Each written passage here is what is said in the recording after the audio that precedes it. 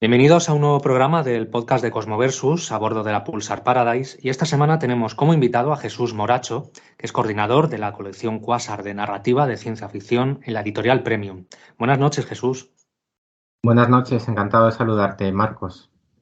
Muchas gracias por tu disponibilidad y por darnos un hueco para unas palabras. Te quiero comentar, Jesús, bueno, la editorial Premium está muy ligada a la divulgación de la ciencia ficción en España. Y prueba de ello es la publicación de diversos certámenes literarios, como el Premio de Novela de Ciencia Ficción Ciudad del Conocimiento o el Premio Internacional de Álbum Ilustrado de Fantasía y Ciencia Ficción Elia Barceló. Explícanos cómo nace esta inquietud por la ciencia ficción en la editorial. Sí, correcto. Yo tengo una formación académica y universitaria en la parte científica. Yo colaboro en la editorial, pero no es el 100% de mi actividad profesional. Y mi interés por la ciencia ficción pues viene de ahí. Y por supuesto, eh, tengo conocimientos científicos y tecnológicos que me permiten un poco chequear, también analizar qué obras narrativas, qué propuestas pueden ser originales, pueden constituir eh, algo distinto a lo que actualmente existe en el mercado, porque obviamente también tengo una base de literatura de ciencia ficción clásica, he leído mucho de pequeño, desde que comencé, de hecho, mi cumpleaños coincide con el día posterior al día del libro, entonces he tenido la fortuna o desgracia de que todos mis cumpleaños tenía como regalo, como obsequio, libros de lectura. Y entonces dentro de mi labor como editor dentro de la editorial era fundamental para mí. Iniciamos primero con literatura más genérica, incluyendo todo tipo de género, y luego en 2015 propuse crear una colección específica, que es la colección Quasar, para albergar narrativa de ciencia ficción escrita en España.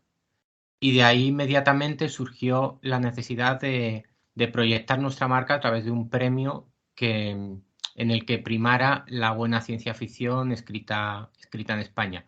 Me refiero a buena ciencia ficción en cuanto a que las obras se atengan, digamos, un poco a los clichés más propios del género, ¿no? A que tenga una base científica, un argumento que no simplemente haga un despliegue de elementos fantásticos, sino que tenga una base documental científica que haga que el lector pueda darle más credibilidad a la historia y acercar, de hecho, que es nuestro propósito, acercar este género no solo a los lectores del fandom, sino al lector clásico tradicional que puede leer novela histórica o novela de intriga, pues novelas con temáticas más científicas, pero igualmente creíbles. ¿Con eso te estás refiriendo a lo que comúnmente se entiende por ciencia ficción dura? No, no exactamente, porque para mí la ciencia ficción, por supuesto, comprende muchos géneros y luego las fronteras entre géneros, entre fantasía y ciencia ficción pueden ser permeables porque puedes adoptar elementos fantásticos y hilar una buena historia de ciencia ficción. Pero siempre hay que conducir al lector, si tú quieres ganarte a un lector de ciencia ficción, le tienes que ofrecer una historia con un argumento sólido. O sea, no partir únicamente de un world building que tenga elementos de fantasía y crear una épica, sino que el lector de ciencia ficción quiere que se sostenga la trama, que tenga una base y un porqué suceden las cosas y no tenga que darlo por hecho porque sí, porque se trate en el caso de una novela fantástica de algo fantasioso. No, no sé si me explico. Sí, sí, sí. Para mí, entre otros géneros, uno de los que más se escribe es la literatura distópica, que se escribe más en los últimos tiempos que en los inicios de la ciencia ficción, que era más literatura, más de anticipación, ¿no? Pero precisamente eso viene condicionado a que en las últimas décadas ya la velocidad con la que vamos progresando en el ámbito científico y vamos alcanzando hitos científicos y tecnológicos va cada vez más rápida, ¿no? Eso hace que queramos cada vez especular más, no solo con sociedades futuras, sino con sociedades presentes.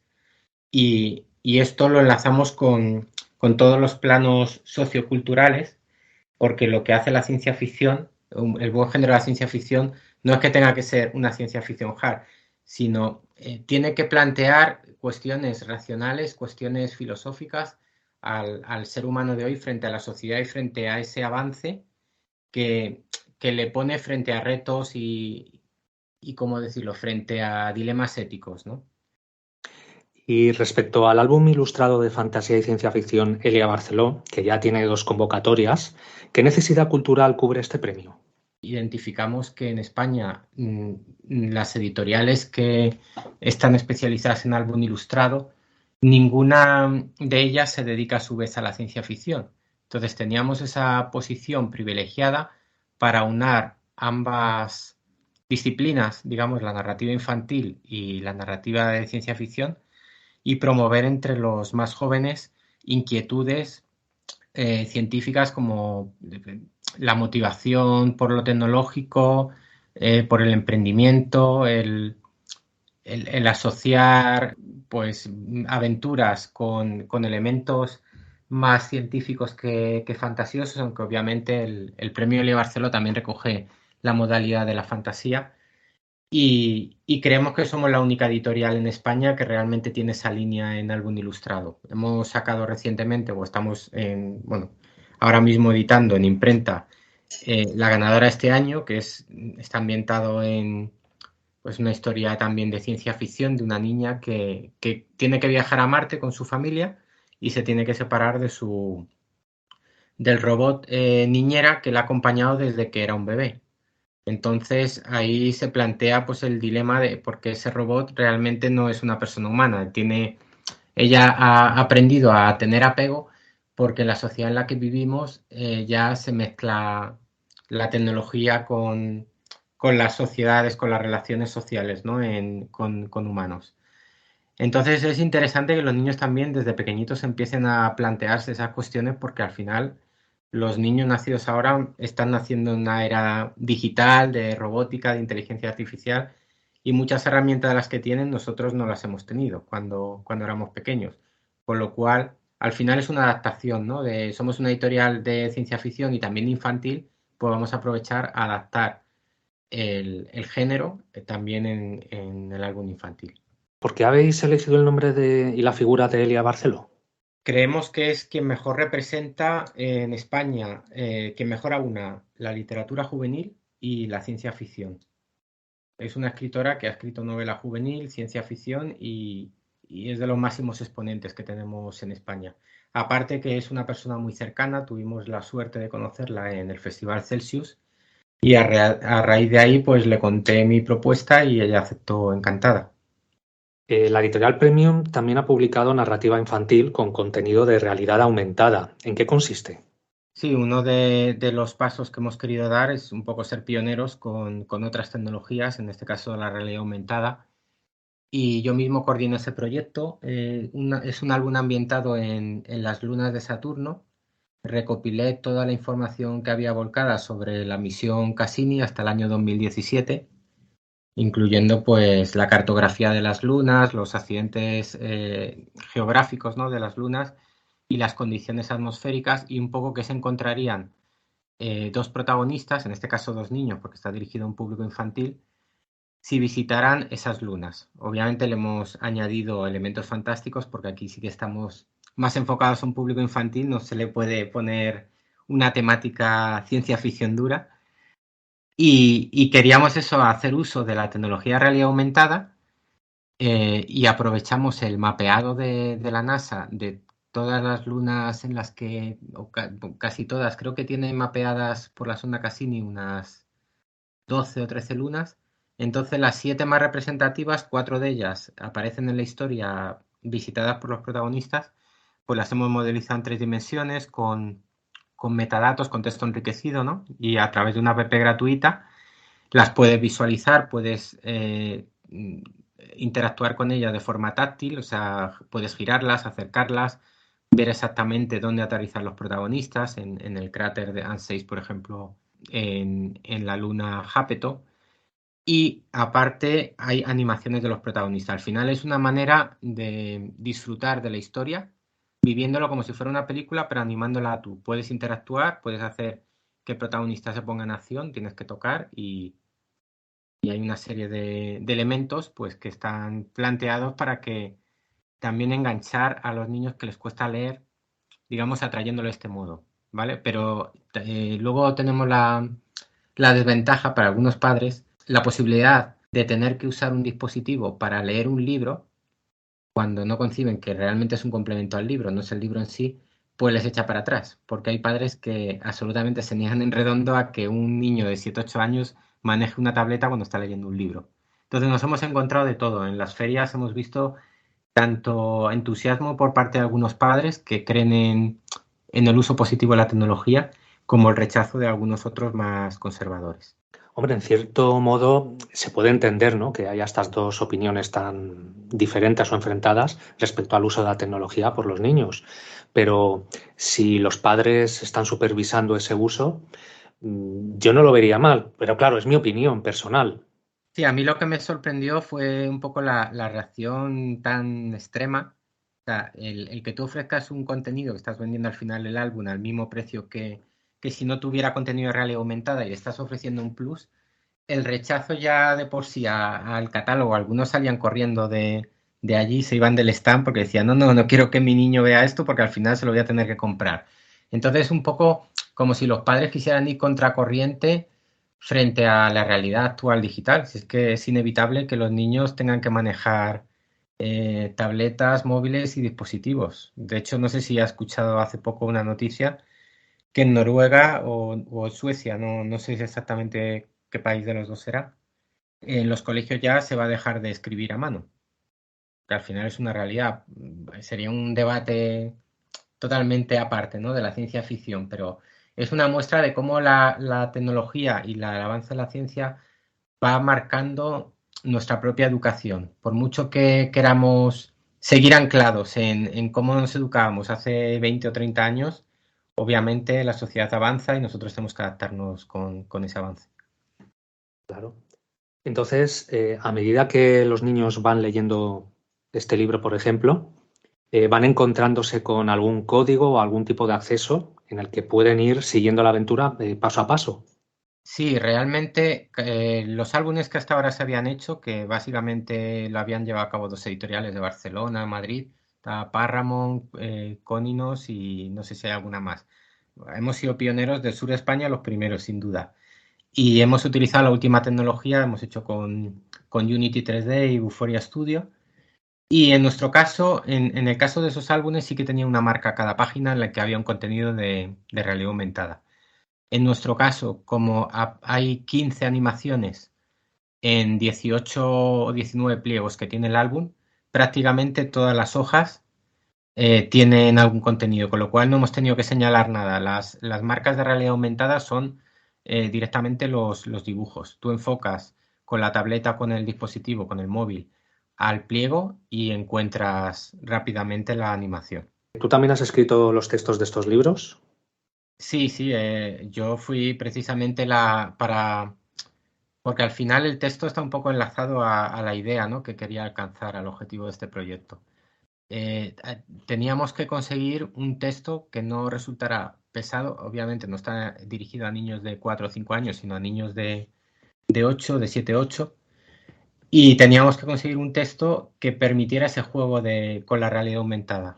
O sea, que tuviera un enfoque cultural práctico, que también fuera una herramienta didáctica para aprender características geológicas, atmosféricas de las lunas de Saturno y urdir una trama en esos escenarios. Bien, para quien no lo sepa, el libro al que nos referimos se titula Ulma y Bruno en las lunas de Saturno.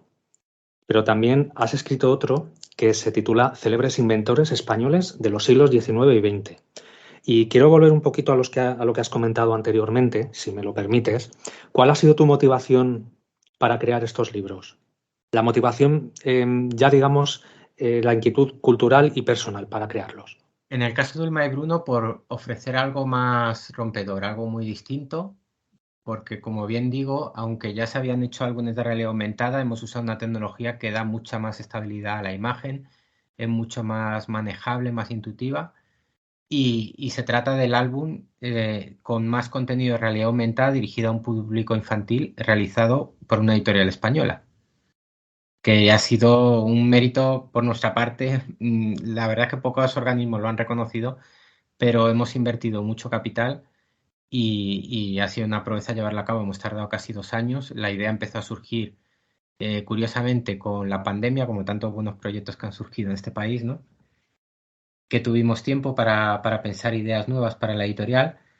Y bueno, de hecho todavía no se ha amortizado. Hemos vendido bastante, es casi la primera edición, pero claro, es un proyecto de elevado coste. Y en el caso de Célebres Inventores, la motivación fue un poco promover. eh, yo veo que hay pocos álbumes ilustrados en el mercado que promuevan el emprendimiento, porque el emprendimiento se asocia a un concepto más para personas que ya están en edad de trabajar, ¿no? Nos equivocamos en eso. El emprendimiento se puede fomentar en edades muy tempranas. Al final, tú lo que tratas de enseñarle al niño es que puede ser capaz de imaginar cosas, partiendo de la imaginación, de imaginar cosas que puede llevarlas a cabo. Primero, diseñando ese objetivo en tu cabeza, ¿no? Y persiguiendo ese objetivo. Cuando tienes herramientas de mayor, cuando ya tienes una formación, obviamente es cuando las puedes llevar a cabo. Pero de niño sí se puede ir fomentando ese espíritu del emprendimiento a partir ya de edades de 5 o 6 años. ¿Crees que existe una necesidad general en que los niños accedan a los conocimientos científicos desde pequeños? Pues la necesidad de la sociedad es que vayamos progresando y que tengamos una sociedad que nos permita pues acabar con enfermedades, disfrutar de mayores eh, avances tecnológicos que nos hagan la vida más cómoda, ¿no? Entonces la ciencia es una rama importante que hace avanzar a la sociedad. Si, si no diéramos la importancia que tiene, que yo no quiero, bajo ningún concepto, restar importancia a carreras más afín a las letras, ¿eh? Yo lo que quiero transmitir es que para mí, yo además de mi formación científica, hace falta que la sociedad progrese y que progrese por el buen camino, es decir, que se haga un uso responsable del avance que estamos teniendo en muchas ramas como la robótica, la genética y otras disciplinas científicas que nos pueden facilitar mucho la vida y pueden conseguir erradicar enfermedades como el Alzheimer o como el cáncer.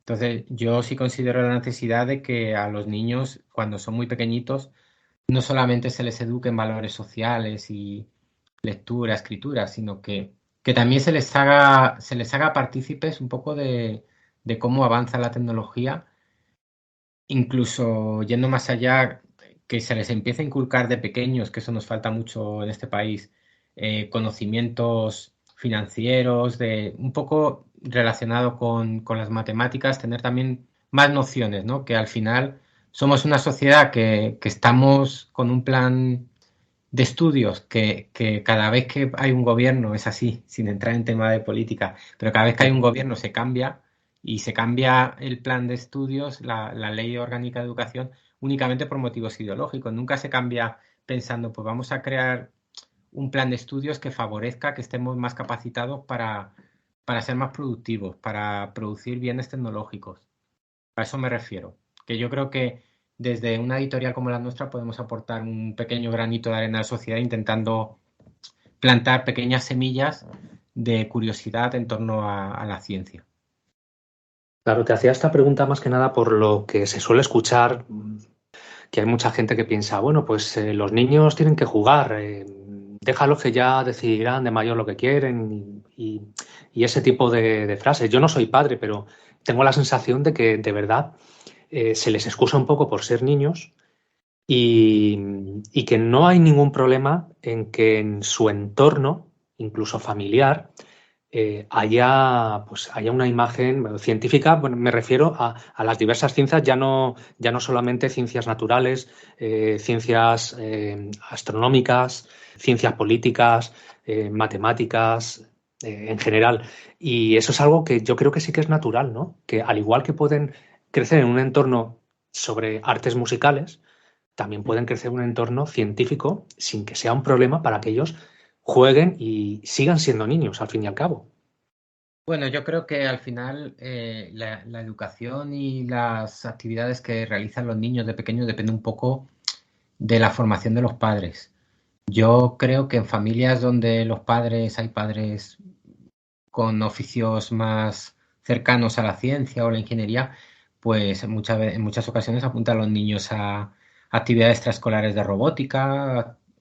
Y luego hay familias en las que les apuntan a actividades extraescolares de judo, de deportes, otros de música. Entonces, depende un poco, al final ahí el niño se deja llevar por los padres. No creo que un niño con 5 años tenga tan claro qué quiere ser de mayor, ni se pretende eso, ni mucho menos. De hecho, tenemos también un álbum que es el único que existe sobre profesiones del futuro, que se ha hecho a partir de... Se han representado en 19 profesiones partiendo de informes de consultoras de empleo tipo ADECO, o sea, que es real, que parte de la base no son profesiones inventadas. Y ahí lo que se pretende es que el niño juegue con la imaginación y un poco tenga nociones de todos los tipos de profesiones que va a poder ejercer en el futuro. Por supuesto, no tiene que elegir con 5 años, pero así ya va tomando contacto, porque al final el contacto que tienen que ir tomando con la realidad actual, eso no lo pueden evitar los padres. Ya sea aunque les apunte a una actividad tradicional, a la natación, el deporte, por supuesto, también es necesario, pero no hay que dejar de lado las ciencias. En Editorial Premium respaldáis algunos premios más, como los que he comentado. También tenéis la novela corta Encina de Plata o la novela corta de terror Ciudad de Utrera. ¿Lleváis muchos años con este trabajo, con los certámenes? Sí, de hecho, desde los inicios. El nombre Premium viene un poco del concepto de premios literarios, de distinciones literarias, ¿no? Siempre hemos querido proyectar esa imagen de que primero tenemos una orientación muy tradicional, de editorial tradicional, jamás hemos hecho ninguna actividad de estas de coedición, ni hemos cobrado un solo euro al autor, ni siquiera como editores que hacen trampillas poniendo en el contrato un compromiso de compra de ejemplares por parte del autor, que al final eso es una autoedición encubierta. Nosotros no obligamos a ningún autor a gastar un solo euro. Y entonces, como no somos una editorial de autoedición ni de coedición, tenemos que ser muy selectivos. ¿Por qué? Porque todo el capital eh, para apostar, para imprimir los libros, para editarlos, sale de nosotros. Con lo cual está restringido. Únicamente tenemos de retorno las ventas que consigamos a través de los lectores. Entonces, ¿qué mejor opción para poder publicar poco pero de calidad que planteando premios literarios que vayan ganando en cada una de las sucesivas ediciones cada vez mayor prestigio? Y esa ha sido un poco la idea por la que hicimos el premio Ciudad Utrera, que en este caso está parado desde justo cuando comenzó la pandemia, porque bueno, los ayuntamientos a veces tienen sus dificultades administrativas, hay mucha burocracia y cuando se crea una situación, ya una situación como la pandemia, pues obviamente quieren priorizar recursos, yo lo entiendo, pero luego no han sido capaces de reactivarlo. Entonces ahí estamos todavía en stand-by con ese premio. Es un premio en el que nosotros, entre la edición, la dotación del jurado, aportamos cerca de un 50% de los gastos del premio. Nosotros no somos de la opinión de que hay que aprovechar los recursos públicos, sino tratar nosotros de ofrecer, ¿no? Jugando un papel determinante, ¿no? Para esas actividades, ofrecer nuestros propios recursos, porque al final el fin último que queremos es conseguir obras de autores buenos que sean capaces de venderse y de hacer que retorne esa inversión.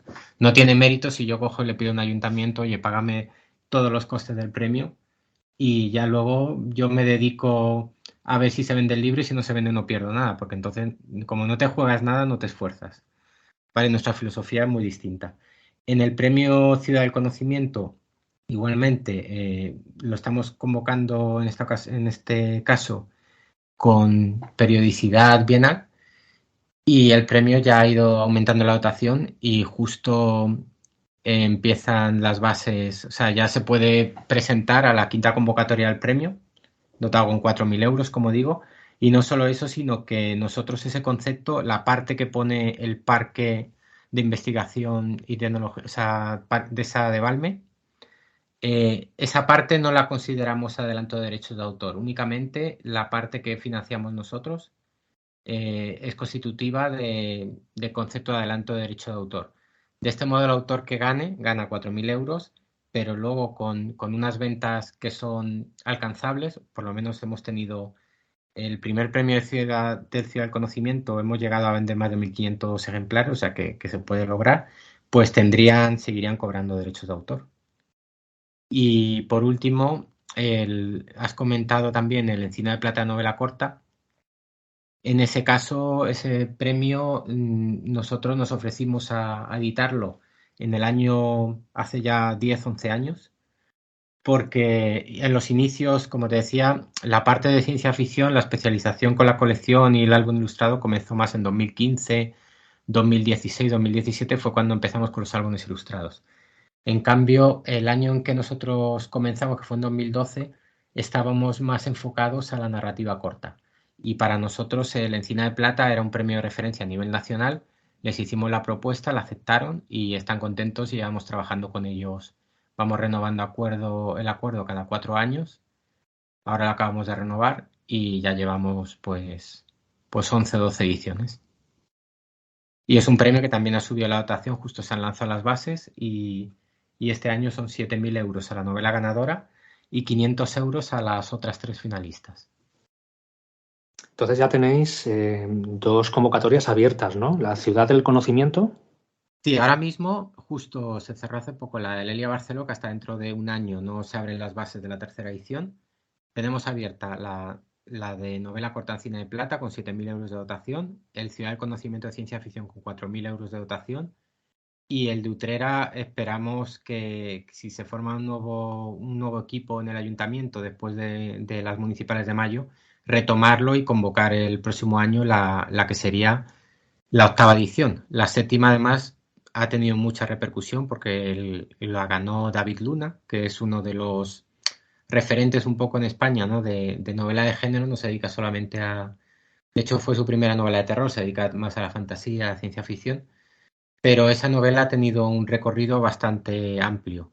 Ha llegado incluso a suscitar interés de editoriales de Grecia y de Italia, que finalmente no se ha materializado, pero nos han escrito desde allí. Editoriales que veían tal repercusión en entradas, en Goodreads, en varios foros, que estaban interesadas en que les ofreciéramos la obra para ver si les interesaba publicarla.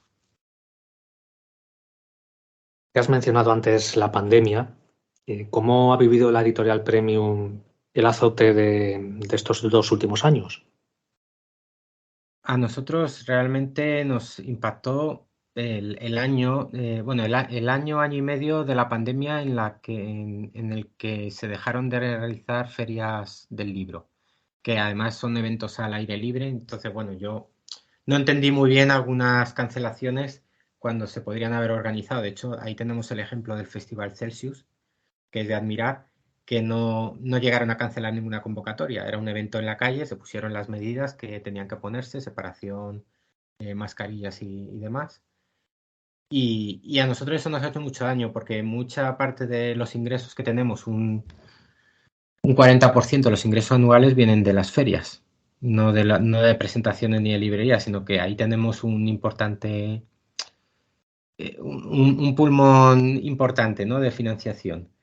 Y claro, el año de la pandemia fue justo, empezó el confinamiento en marzo, entonces se canceló la Feria del Libro de Tomares que íbamos a ir ese año, la Feria del Libro de Granada, después la de Madrid.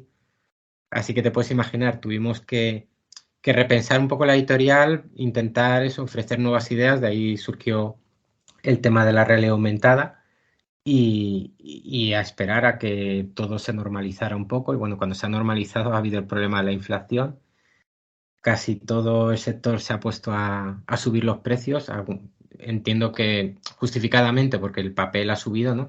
Y nosotros ahí también un poco tratamos de ser un poco comprensivos, ¿no? con los lectores. Hemos subido los precios, pero ha sido una media de un 5%, mientras la inflación ha sido de más de un 10%. Entonces, bueno, somos empáticos, digamos, con la situación, ¿no? Al final, después de la pandemia, la gente no ha mejorado su calidad de vida porque luego ha venido el tema de la guerra, la subida de precios Y en las ferias de este año vamos a ir con un catálogo más amplio, con nuevas novedades. Y el caso de los álbumes ilustrados, hace 5 años cuando empezamos, los vendíamos a un precio, a 14,35, la mayoría, y este año siguen al mismo precio.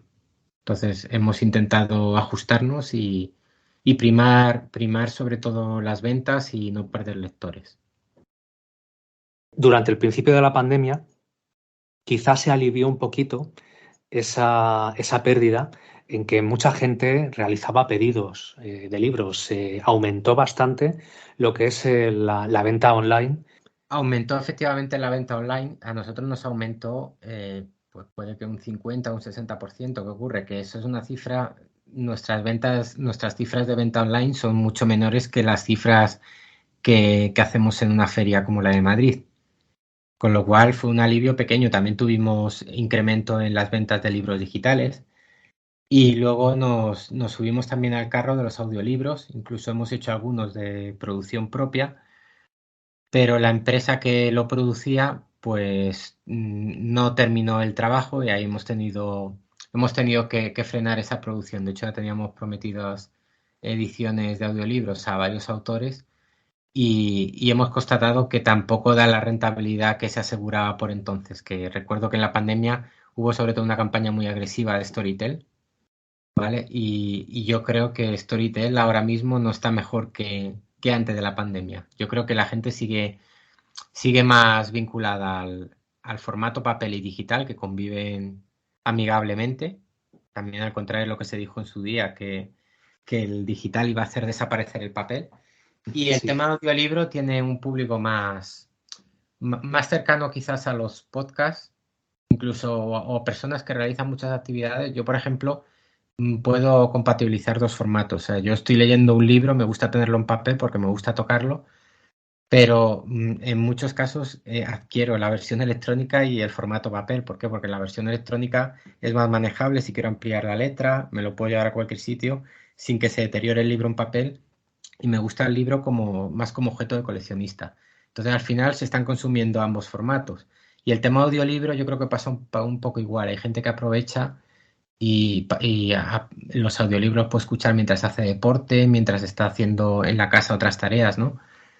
Pero fuera de eso no creo que haya tenido un crecimiento significativo. De hecho, ha habido tanta competencia y tantas empresas produciendo audiolibros que el mercado se ha visto desbordado en este sentido para la demanda que no ha crecido tanto como se esperaba. Bien, yo puedo decir que, a ver, yo no soy consumidor de audiolibros, no dudo de la calidad que puedan tener, pero sí lo que dudo es de la costumbre, ¿no? Mi costumbre, a lo mejor, pues mientras estoy, como bien has dicho, mientras estás haciendo deporte o realizando alguna otra tarea, te lo puedes poner. Yo confieso que mi nivel de concentración para escuchar un programa de radio, un audiolibro, por ejemplo, no es el mismo si estoy realizando alguna tarea de esas, porque estoy concentrándome también en otras cosas. Entonces, pero lo que sí que he visto que ha habido una campaña bastante grande, ya no como la empresa que has nombrado, sino de otro tipo de plataformas que ha intentado potenciar audiolibros u otro tipo de contenido en audio. ¿Cómo ves tú entonces la implantación del audiolibro en general, en la sociedad en general? Yo la veo positiva desde el punto de vista de alternativas para poder disfrutar de una buena historia, pues nos están ofreciendo más recursos, pero al final el tiempo del que disponen las personas no ha crecido de 24 horas a 36. Quiero decir, al final, si tú consumes por un medio, vas a dejar de consumir por otro, porque tu tiempo de la lectura va a seguir siendo el mismo. Quizás el audiolibro, la ventaja que tiene es esa que hemos dicho, que quizá para una actividad que estás muy concentrado no es lo adecuado para enterarte de la trama y de la historia, pero si estás en un estado que necesita descansar la vista, por ejemplo, estás tumbado en tu casa en el sillón, pues te permite disfrutar del libro y ganar horas de lectura, que de otro modo quizás no aprovecharías. Pero en el resto del tiempo, si tú realmente escuchas un audiolibro cuando puedes estar haciendo la misma actividad leyendo un libro, considero que no, Aporta posibilidades, aporta distinta oferta para poder disfrutar el mismo producto de una manera u otra. También hay audiolibros que están dramatizados, ¿no? Entonces, con los efectos de la música te envuelve un poco más en la historia, pero el consumo se reparte entre más oferta y sigue siendo el mismo. No creo que genere más hábito lector. Es decir, yo soy de la opinión que no creo que porque exista el audiolibro se hagan más lectores. Claro, porque yo puedo elegir a lo mejor, bueno, pues este libro pues me lo quiero leer ya sea en digital o en papel, y a lo mejor hay otro libro que prefiero escucharlo. Estaría repartiendo realmente esa tarea, esa costumbre. Sí, y en este caso, claro, dejarías de leer un libro en papel para escucharlo. Pero me refería a que no se genera un hábito lector porque tú escuches una persona que está acostumbrada a escuchar podcast, pues puede llegar a escuchar libros, obviamente, porque al final es similar a escuchar un podcast, ¿no? Pero esa persona no va a tener un hábito lector, o sea, es decir, a partir de ahí no creo que dé el salto a leer un libro en papel. Se va a quedar pues, en la oferta de audiolibros que tenga, que está muy bien, porque si hay empresas que pueden aprovecharlo, pues tienen una oferta para un público que no tenían como lector en papel o en digital. Pero más allá de eso, el índice lector en España no ha aumentado porque existan diferentes vías para disfrutar de una historia. No habéis conseguido lanzar los audiolibros que habíais proyectado. Y, teníamos proyectado 10, hemos lanzado 4 que nos están dando beneficio, pero claro, no tanto como se esperaba, porque al final cuando tú emprendes algo, te tiras a la piscina sin...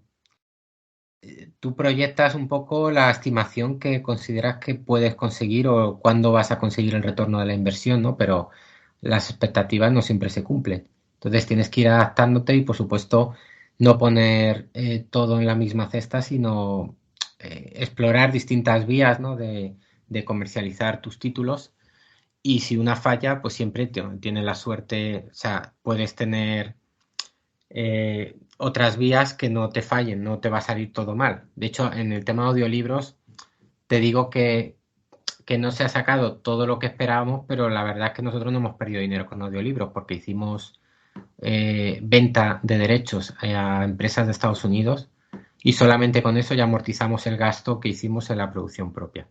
Así que ahí perder no hemos perdido dinero, pero que las expectativas eran más altas de lo que luego se ha obtenido. Eso también lo tengo que reconocer.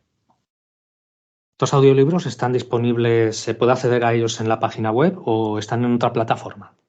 Sí, mira, están en los 4 que hemos editado nosotros, además los 3 de ellos. La idea era editar 10, pero como te he comentado antes, hemos tenido problemas con la productora. Luego, ese es un riesgo que uno siempre asume, empezar a trabajar con un partner. Si ese partner cierra o te deja el trabajo a medias, ya no depende solo de ti, depende de un agente externo. Entonces, en este caso, solamente se llegaron a terminar 4. 3 son los 3 primeros premios de ciencia ficción Ciudad del Conocimiento, que son El Silencio de las Estrellas, El Rumor y Nos Olvidamos de Hablarnos, de las 3 primeras ediciones. Y el cuarto es una novela corta de una autora andaluza, de Felisa Moreno, Arrugas en la memoria.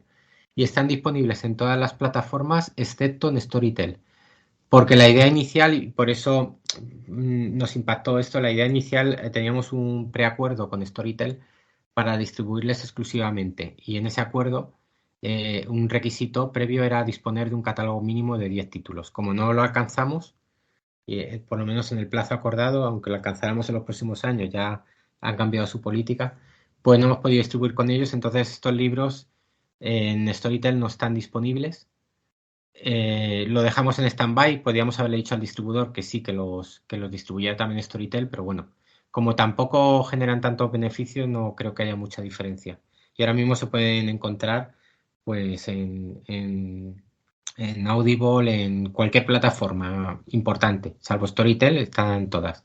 Y luego también hicimos una cesión de derechos de varias obras por las que no fueron los casos de Estados Unidos que te comento, sino a una empresa del norte de Europa, que no voy a citar el nombre para no polemizar, pero la verdad es que ahí nos decidimos un poco por el tema de que nos pagaron muy poco adelanto y luego los derechos que ellos se asignan no está claro en el contrato y cubren, o sea, los costes de producción que ellos desembolsan se los cargan como deuda al editor y eso le ha pasado a muchísimas editoriales en España, que se han creído unas expectativas que les habían dibujado que luego eh, ha sido un poco engaño, ¿no? Por eso no digo el nombre, porque así por lo menos puedo hablar libremente. Sin problema. ¿En un futuro tenéis pensado volver a intentarlo con los audiolibros o tenéis proyecto de, bueno, pues depende de cómo vayan las cosas, el mercado? Nosotros siempre estamos abiertos a la inclusión de nuevas tecnologías y vamos siguiendo un poco la trazabilidad de estas, ¿no? Entonces, no descartamos volver al audiolibro, pero en otro tipo de formato, quizás, por decirte algo, a lo mejor en blockchain, en las nuevas tecnologías de blockchain, podrían crearse token para poder disfrutar de historias, ¿no? Audibles, digitales. Entonces, todo ese campo nosotros estamos un poco al día para intentar adelantarnos y ser pioneros cuando llegue el momento, igual que lo estamos siendo con tecnología de realidad aumentada o igual que somos ahora la única editorial que en ferias del libro como la de Madrid admite pagos con criptomonedas, que el año pasado comenzamos, fue justo coincidiendo con la mala prensa que tuvieron, ¿no? Por una bajada que hubo, un crash que hubo de una moneda. Y la verdad que intentamos estar a la orden del día, ¿no? Creo que hay muchas editoriales que intenten ser tan innovadoras como nosotros. Y además yo creo que es lo que debería ser, porque una editorial que se dedica a la ciencia ficción, ¿quién mejor que una editorial de este tipo para intentar adentrarse en las nuevas tecnologías, ¿no? Lo de las criptomonedas me ha sorprendido porque eso no lo sabía. ¿Eso cómo funciona? Porque a lo mejor a mucha gente le sigue sonando a chino o puede tener una idea un poco negativa. A ver, las criptomonedas son al final activos digitales que un poco funcionan a modo especulativo, pero como funcionan las acciones, ¿no? De las grandes empresas. Tú inviertes en una acción y se puede revalorizar en bolsa, puede cambiar el precio, pero ¿qué ocurre? Tú a la hora de ofrecer esa alternativa como medio de pago, ahí por vender, o sea, por aceptar ese pago no estás perdiendo dinero, estás perdiendo dinero si justo tardas en hacer la conversión a euros o a dólares un tiempo en el que baja la moneda, pero si le haces la conversión el mismo día, no es tan volátil el mercado como para que tú pierdas dinero. Además, puedes ganar o perder, porque es algo instantáneo. O sea, tú cobras en una moneda digital que aparentemente no tiene ningún valor, tiene el valor que le quieran dar los usuarios que la compran. Si en un momento dado no la quiere comprar nadie, el valor es cero, ¿no? Pero si en ese momento a través de plataformas de exchange, de intercambios, la puedes convertir a dólares o a euros, pues ya tienes tu dinero igual que si te hubieran pagado con una tarjeta de crédito. Exactamente. Increíble. Digo eso porque no tengo mucha cultura en criptomoneda ni mucho conocimiento y todo esto me parece, bueno, fascinante y tienes razón, porque ya que os dedicáis a la ciencia ficción y apostáis también por nuevas tecnologías, qué mejor que hacerlo también de esa forma, ¿no? El tema de las criptomonedas, la gente no sabe, pero eso es un poco la punta del iceberg de toda la tecnología útil que hay detrás, porque al final eso es un activo que se mueve en la blockchain, en una cadena de bloques en la que se va almacenando la información de las transacciones, pero esa cadena de bloques tiene muchísimas otras utilidades. Entonces, muchas empresas están en los últimos tiempos tokenizando, o sea, crear token es darle valor a algo digital pero que está enlazado con algo físico. Es decir, imagínate que yo creo un token que te da acceso a disponer, a recibir en tu casa todas las novelas de ciencia ficción que editemos. Al final tú lo que estás comprando es una suscripción, un derecho. Entonces lo tienes bajo la forma de un token digital y ese token es como si fuera un pase que te permite disfrutar de ciertas ventajas como si fueras un socio VIP, ¿no? Por decirlo de algún modo. Y esta tendencia la están siguiendo muchas empresas, entonces esto se puede implementar en cualquier sector y por supuesto en el editorial también. Lo que pasa es que podemos ser pioneros, pero tampoco queremos pasarnos de frenada porque, claro, toda inversión de este tipo, los primeros que la realizan son los que más tienen que desembolsar. Se me acaba de ocurrir, por ponerte un ejemplo para que me entiendas, es lo mismo que el que quisiera hacer una página web en los años 90 o el que la haga ahora. El que la haga ahora tiene herramientas como WordPress, que es que lo haces tú solo, no tienes que ser un experto en informática y ya existen plantillas como Divi, entonces te facilita mucho la vida y lo haces tú solo. Pero si uno quería hacer una página web en los años 90, tenía que gastarse un dineral, porque eran las primeras páginas web y no había tanta gente especializada, ni había plantillas, ni, ni lenguajes de programación adaptados a un usuario con poco nivel de informática, ¿no? Entonces, esto es un poco igual, o sea, con el tiempo, pues estoy seguro que todos nos adentraremos en el concepto de Web 3.0, tendremos una tienda en el metaverso, pero claro, estoy hablando ya de aquí quizás a 6 7 años y que pase un poco la crisis actual que estamos atravesando, que una crisis continua entre la pandemia, la guerra de Ucrania, la guerra de precios, de la inflación, pues tienen que darse ciclos económicos propicios, ¿no? Para que una empresa pequeña pueda meterse, digamos, en el desarrollo, ¿no? de nuevas tecnologías. No hay que perder de vista que somos una empresa pequeña, no queremos darnos de aires de grandeza, ¿no? Al final uno hay que asumir con humildad desde dónde parte y únicamente nos sentimos satisfechos y orgullosos de lo que hemos logrado desde nuestra pequeña posición, ¿no? Entonces, el hecho de leer no está reñido con las nuevas tecnologías ni con el avance de las mismas, porque todavía no sabemos lo que nos depara y, por ejemplo, el tema de las criptomonedas o los audiolibros todavía no está demasiado extendido ni implantado.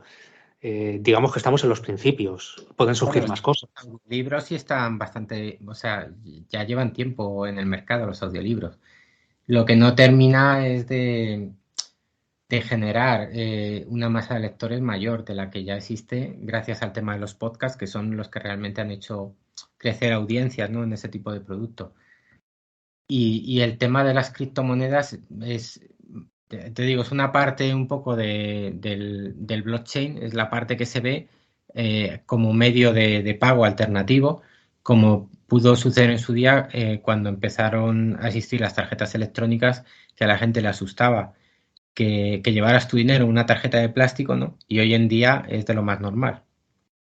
Y lo primero que tenemos que hacer a lo mejor es aceptarlo o con el tiempo, pues también las nuevas generaciones lo verán como algo normal y eso siempre implica una mayor, pues eso, aceptación y uso Mm. de esas tecnologías. Sí, bueno, el tema de la tecnología es que hay que estar al día porque tampoco puedes dar por hecho que una tecnología disruptiva hoy en día se vaya a consolidar en los próximos años porque puede llegar a otra tecnología más disruptiva aún que eche por tierra esa tecnología. No sé si me explico. Sí, sí, sí, sí. Claro, De tienes hecho, razón. el riesgo de las criptomonedas yo no lo veo tanto ahora como dentro de unos años cuando existan avanzados ordenadores cuánticos, cuando ya se desarrollen, que serán capaces de desencriptar y podrá haber bastantes temas de hackeos y no es tan sencillo. Siempre el tema de la tecnología tiene su lado oscuro y hay que ser muy precavidos y muy cautos. Entonces, cuando nosotros creamos que vamos avanzando en la seguridad, la propia tecnología a favor de, digamos, de los malos, ¿no? Esa dualidad que hay siempre entre el buen uso y el mal uso de la nueva tecnología, pues estará jugando también en nuestra contra. Entonces, mm, quizás si escuchamos esta entrevista dentro de 7 8 años, igual no estamos hablando de criptografía, sino de otra tecnología diferente que a día de hoy no sabemos ni cómo se va a llamar. Querría terminar con que nos cuentes un poquito cuáles son tus referentes en literatura de ciencia ficción. Sí, pues mira, mis referentes, bueno, referentes clásicos, ¿no? Siempre he tirado un poco por lo clásico porque hay tanta oferta en el mercado que eh, tengo como referentes a Arthur C. Clarke, me encantan sus libros, bueno, mi novela favorita de hecho es Cita con Rama, luego clásicos como Pórtico, ¿no? De Friedrich Paul, que también es para mí una novela un poco adelantada a su época, porque estoy hablando de clásicos de los años 70, ¿no? De 80. Y son literaturas que ya empiezan a percibirse no como anticipación, sino, como he mencionado antes, eh, ciencia ficción que enfrenta un poco al hombre, ¿no? Con sus dilemas éticos frente al progreso, ¿no? Frente al avance de la sociedad, porque no es una sociedad tan estanca como la época preindustrial.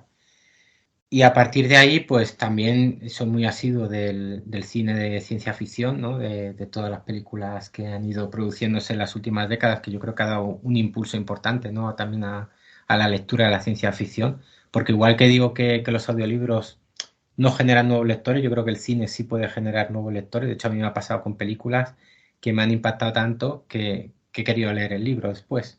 Aunque yo ya era lector, ¿no? Pero te puede generar, ¿no? Esa inquietud por leer, porque tú sabes que una película la condensas en 2 horas y tienes un apartado visual que te proporciona mucha información del ambiente de la novela, pero obviamente te pierdes muchos detalles que solo vas a disfrutar si te lees el libro completo.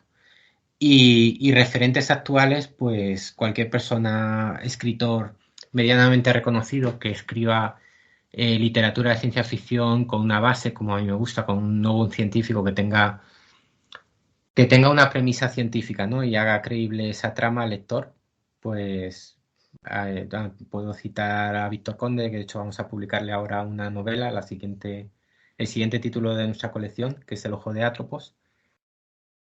Y, bueno, otros también extranjeros, ¿no? Más actuales, como por ejemplo Kim Stanley Robinson, bueno, este más clásico, como Andy Weir, ¿no? El Marciano, que fue precisamente una película que vi y me llevó luego a descubrir el libro. Y intento un poco también dentro de mis posibilidades, porque obviamente leo mucho más de lo que me llega en la editorial, aunque finalmente no se publique, que de lo que se va editando fuera, pero cuando el premio Minotauro premia una obra de ciencia ficción, las suelo leer todas. Cuando son de fantasía, eh, las dejo aparte, porque claro, a mí me interesa más la ciencia ficción, ¿no? Y, en fin, y luego también algunas novelas de fantasía. Yo fui en mis inicios, fui un lector muy asiduo a Tolkien. Con 14 años me leí la trilogía completa del Señor de los Anillos y el Silmarillón con 15. O sea que ya el Silmarillón es mucho más denso. Y bueno, y trato de leer también novelas de otro tipo, dentro de las que llegan la editorial, novelas cortas. Así diversifico un poco, no solo me centro en la ciencia ficción. Y luego, bueno, está la parte infantil, que también leo, pero obviamente son textos mucho más breves y destinados a otro público. Y eso lo hago más como el enfoque más como editor.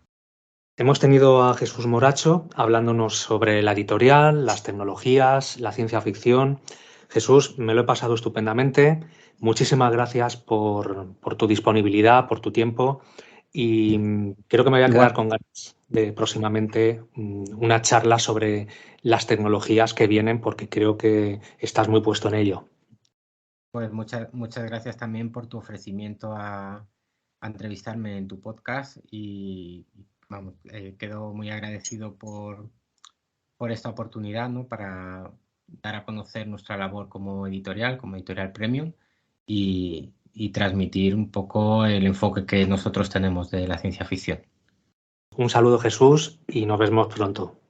Venga, muchas gracias. Un abrazo.